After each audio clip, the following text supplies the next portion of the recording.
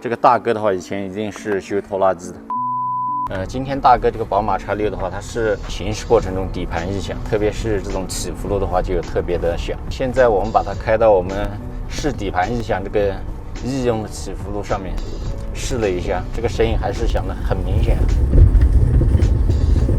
听见没有？嘎当嘎当嘎当嘎当的。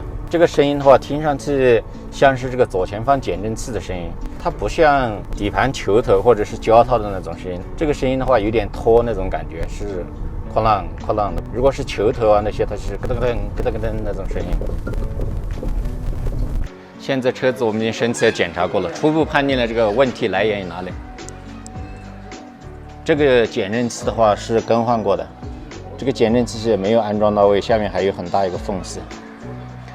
来看右边的，看右边这个的话，它就是属于安装到位的，下面是没有缝隙。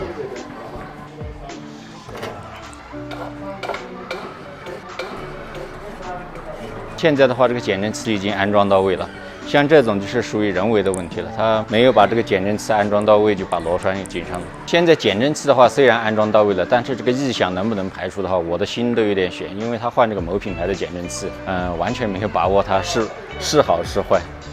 像现在很多车辆问题的话，都是这个汽车后市场乱象造成的，品牌件呀这种配件问题，还有后期一些维修，安装不到位等这些方面造成的问题。果真被我说中了，最后这个减震器上到位的话，异响依然没有解决。我们又把这个减震器拆开了，拆检发现呢，它这个减震器的话，你看这个大哥的话，以前一定是修拖拉机的。你看这个垫片，看这个垫片。再看下面，看这个垫片，这个顶胶缓冲胶坏了以后呢，这个大哥找了这么多个垫片配上去。本来这个地方是用软胶的，要缓冲作用，它全部搞成这个铁垫片上去呢，这个没有缓冲作用，就导致了它这个异响还有间隙。现在呢，我们订了一套这个宝马原厂的这个缓冲胶垫给它装上。看这个顶胶上面的话，已经被那个铁垫子磨出了很大一个凹槽，这边也有。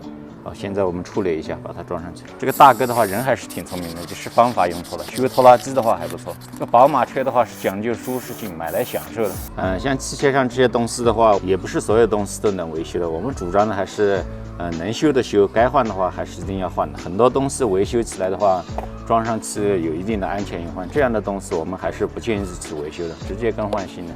所以现在很大一部分车辆问题的话，并不是这个车辆本身的问题，很多问题的话都来源于这个汽车后市场，像这些汽车配件买到崴货啊、安装不到位啊等等这些方面。所以大家平时在修车的时候，还是不能只图一味的便宜，一分钱一分货，还是擦亮你们的眼睛。